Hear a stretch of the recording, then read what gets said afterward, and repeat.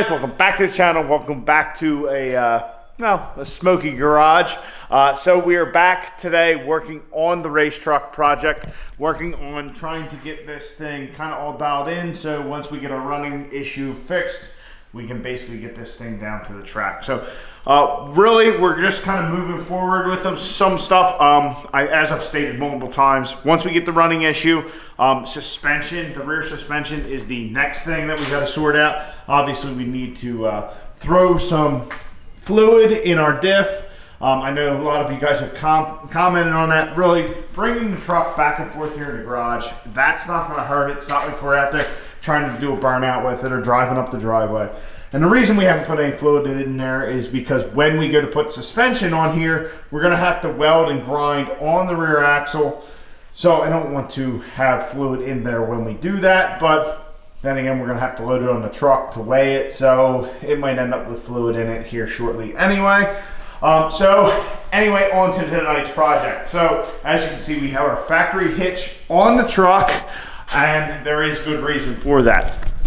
So we cut out, last night I cut out the rear cross member that we had in this truck. So we had actually originally cut out on the truck, there used to be on the frame a rear cross member slash like your rear tire hold down or hold up, whatever you want to call it. That whole area used to be right here. So I had a piece of pipe in between the frame rails to keep our spacing. So we're actually removing that pipe because we're going to replace it with chromoly, some of our chromoly, or Docol I should say, some of our 1 5/8 083 wall Docol that we got from our man MD Diesel Fab, and we're going to put that back here instead of that pipe. Our pipe was a little bit bent up from yanking on the truck with the four-wheeler to kind of move it around the driveway one time. So anyhow, we're going to be replacing that with the Docol because we're going to be installing this big springy thing. So we're going to put this big spring on the back of the truck, which we'll go over here in a second, and that's why we're replacing that. So we're going to make a mount for this with the Docol. We're going to make a cross member, might even add some gusseting to it as well, and to mount this. So our hitch is just there to get our spacing appropriate, and we have our MD Diesel Fab. We have that rig we borrowed for our bedsides to mock them up. We borrowed a piece of that to kind of get our spacing just right. And like I said, the hitch is just there to provide an easy reference. Rather than measuring, we can just slide it on and off. So on to our big springy thing. So this is actually from Stroud Safety. This is a spring launcher for a parachute. So we have a parachute for the truck because I anticipate trapping more than 150 mile an hour in the quarter mile. So we're gonna need a parachute. Parachute. So I decided to go with a spring launcher rather than like an air one. If you get an air launcher, you can run it off of nitrous, which we are running. But if we ever decide to say, hey, change the turbo or try an event where we can't use the nitrous or be in a class without nitrous or whatever, we still have something that can, shoot or shoot off. Typically, guys will run the air ones with their nitrous. If we ran an air launcher, we need to put, then a CO2 bottle in the vehicle or whatever. With the spring, we're good. So, like I said, this comes from Stroud Safety. This is to line it up, but basically, and I'll show you guys this after we get it installed. Actually, I'll show you the operation after we get it installed. So basically, it just comes with this can with the mounting plate here. It's all one piece. I made this here. So this is a piece of aluminum tubing and like a piece of angled plate, aluminum plate. Cut a hole in it, and then I welded the aluminum tubing to it. The aluminum tubing was cut at a 45-degree angle, which is how the launcher is supposed to mount. So basically, we're gonna make our cross member out of the Docol, and we're gonna put a little piece of tube coming up, and then we can just slide our aluminum one over top of it, bolt it to it, and we will be good to go. So I wanted to make this kind of easy to release, so that way, being I have an open car trailer, if we're taking the truck to pretty much anywhere other than Cecil, and even maybe when we take it to Cecil, I can unbolt that because, you don't want to be driving down the road and, hey, the parachute opens up or whatever. You don't want to make that mistake. So, make it so a couple half-inch bolts and you're good because, this will be the mount for the launcher. and then we're gonna have the parachute actually will get tied off to the cross member itself. So I know quite a bit of talking and jibber jabbering, but it will all make sense when we're done. So what we're gonna do, we're gonna start off, we're gonna get some measurements, cut some dough coal, get our cross member welded in, and go from there. Hopefully tonight we'll at least have our spring launcher mounted. As far as the rest of the parachute assembly, I don't know, but it's definitely nice to be able to pull the truck out of the garage and have some room to work. So, all right, let's get to it and get this spring launcher on the truck.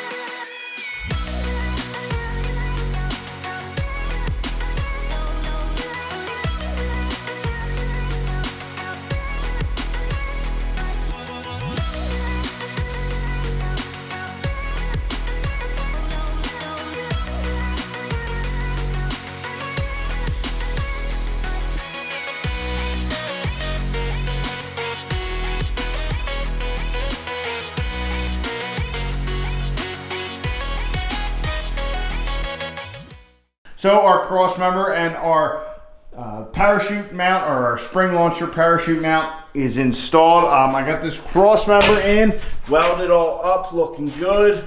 So got that in, and I was really debating on whether I should gusset it, you know, put something in here like this.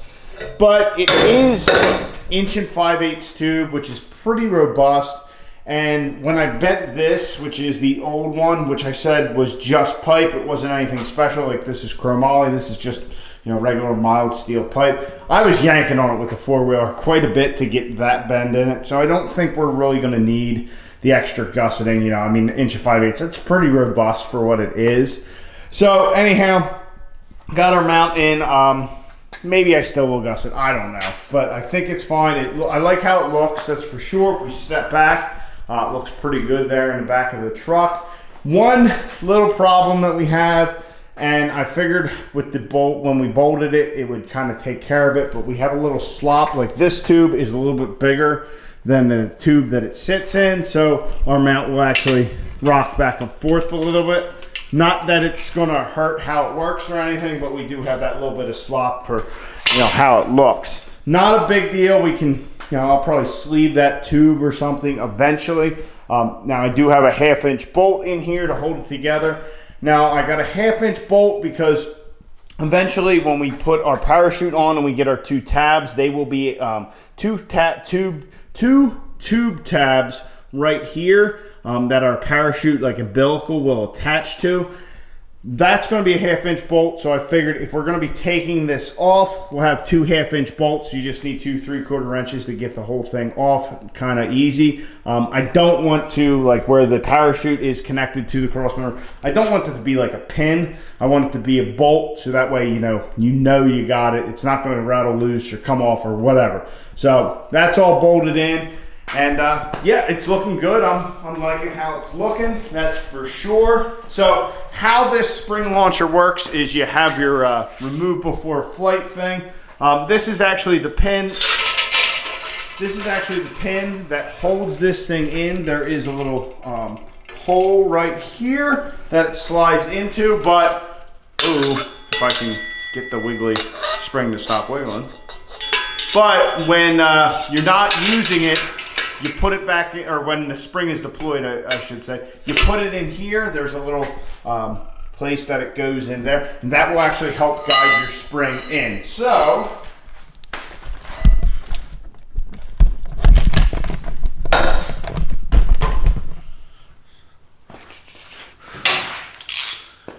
basically to what we're gonna have to do is actually mount our parachute to this. but basically you're going to take like a ratchet or something and you just use this to wind up the spring, not too hard. And like I said, this remove before flight thing actually will guide it in. So a little bit of a, I don't want to say a pain, but I could definitely see how this ratchet could whack you if you're not paying attention. But yeah, it's looking good. So you know what? Let's get the rest of the assembly in. Maybe we can actually put our physical parachute on our launcher. So here is the rest of our parachute. So here is the like covering or whatever that will go in between our plate and the launcher itself and get bolted in there. So we'll have to get that in. And then here is the actual parachute itself. So as you can see, Stroud uses this like canvas bag method, which everything I've seen online seems to be like the easiest to pack, because you basically get it all packed in here, and then you take it and you'll put it inside of that bag, which will then be on our spring launcher. And then here is our umbilical, like I was saying, that will end up getting attached right here, but I'm actually out of tube, little tube tabs like we used to mount the seat in the cab and all that. So we'll get this in, which you'll have to unbolt the spring launcher, have to bolt the cover back in, then we can actually get our parachute placed up in the launcher. Like I said, we're missing the part for down here, but we'll get that at a later date.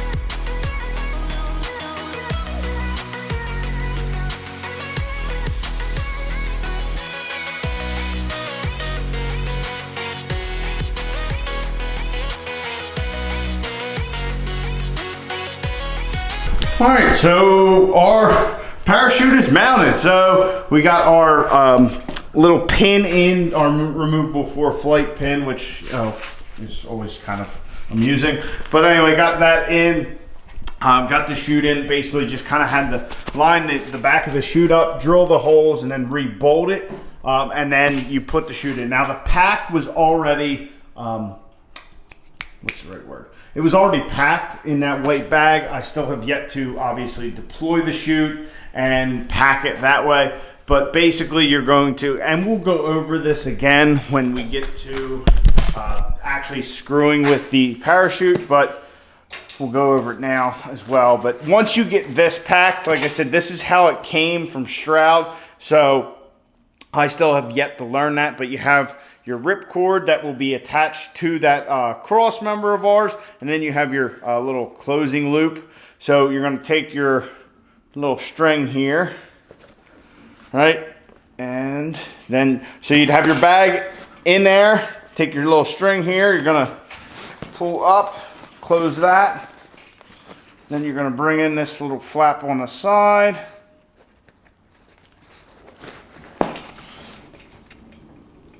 Then over here.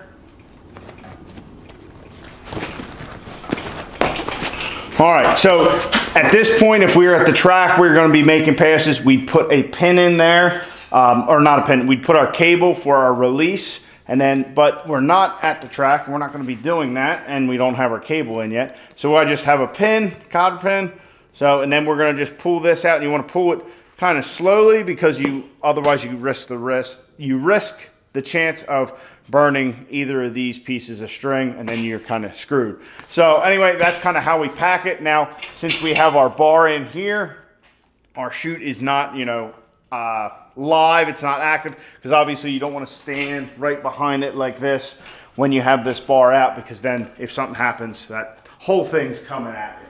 So that's where the last part of this whole assembly comes in. So we have our parachute mount, we have our parachute. The last part of that is our release mechanism. So what we have here is a parachute release from Motion Raceworks. This is nice because if you're not 100% sure where you want it, you have these two hose clamps, so you can actually put it on your cage and move it around. You know, hey, it's too close here, I want it a little further, and, you know, kind of dial in where you want it rather than just welding it right away. And it also has our cable here, which we will get into. Obviously, one part of it goes into the cab, and then you have the wire portion here, which will go right into this loop on the parachute. Now, these come in a bunch of different cable lengths. There's a ton of different manufacturers that make these. I just happen to get it from Motion. So we're not actually going to be mounting this tonight because, well, I kind of made, I don't know that I made a mistake, but I definitely wasn't thinking about it. So how you kind of want this is, so when you're ready to deploy the parachute, you can just, let me just do it with my right hand. If I was sitting in the driver's seat here, I just want to throw my hand up and be able to hit the parachute release. So my original plan for this was going to be to put it on the X brace here, if that makes sense. Put it on the X brace right here, but my thinking was that the X brace kind of came like right here, which, as you guys can see, it does not. So we are going to actually have to add a tube to our X brace here, or a piece of flat bar or something, in order to mount our parachute handle. I want it up there just so that way I can reach up. That's the only handle there. If we need the parachute, we hit it. Like, I also was toying with the idea of putting it down here, but you know, if we put it down here, we got our shifter, it'd just be too much. I think that we want this thing like right up here, and yeah, there's no bar to mount it to currently, so we will not be doing that tonight. So guys, we got our parachute, I'd say, what, 3/4 or 2/3 of the way is probably a better way to say it. 2/3 of the way installed. We got our new cross member installed. We got our actual parachute and parachute mount installed. The only thing we are lacking is our deployment mechanism, and that is just because of an oversight there in the cab of the truck for me. It shouldn't take too much. Probably just a couple things. We don't even have to seal weld it or anything. It just has to hold that handle. It's not really going to be a support structure, but yeah, we got our Stroud parachute mounted. I really want to see how far the spring pushes this thing. I'm just kind of curious, to be honest. I did choose to go with the spring mount. Like I said earlier, there is an air mount, which a lot of the guys will run off their nitrous, so you don't have to put another tank in the truck. And my thinking is, hey, if we ever go to where, hey, there's a race, there's a class we want to compete in, but you know, we can't use nitrous, or we put a smaller turbo on to fit in a certain class, or something like that, then we got to put like CO2 or whatever. We got to put compressed air on it for the launcher, for the parachute, all that. You know, if we do drop down a class, are we going to need the parachute? I don't know. But the spring seems easy enough to me to do. It's not really that hard to wind the spring up with the ratchet and then get the bar in there. And the other option is that you can actually have this parachute so it's got the parachute has its own parachute, I guess is the way you put it, but it's got a spring, a parachute spring, so you'd actually put the parachute in like we have it, but then there's another like little parachute with a spring on it that you actually compress and put in here and then wrap this thing all up. And honestly, looking at that just looked like a complete pain. This seemed like the best of both worlds. So anyway, that's why I chose that. So guys, we got our parachute most of the way done. Another good night here in the garage. Really happy with how that cross member turned out. It's good to do a little bit of fabricating here. Again, we've kind of been away from doing that kind of stuff, but yeah, we're getting the, where we're running out of stuff to do. Well, we're never going to run out of stuff to do on this thing, that's for sure. But we're running out of stuff that absolutely needs to be done before we can go to the track. Did the parachute absolutely need to be done? Probably not, but better safe than sorry for sure. We don't know what this thing's going to do. And that's another thing. If you guys remember the video where we pulled the race truck out, when I was pulling out, the rear tires were squealing. When I was in the truck, I thought it was actually the brakes.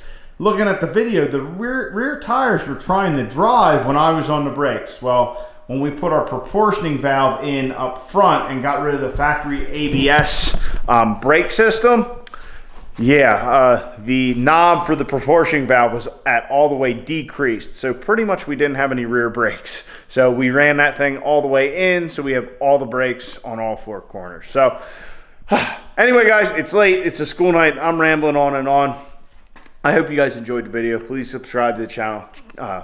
Like I said, it's late. It's school night. Get out in your garage. Get the wrenching on your truck.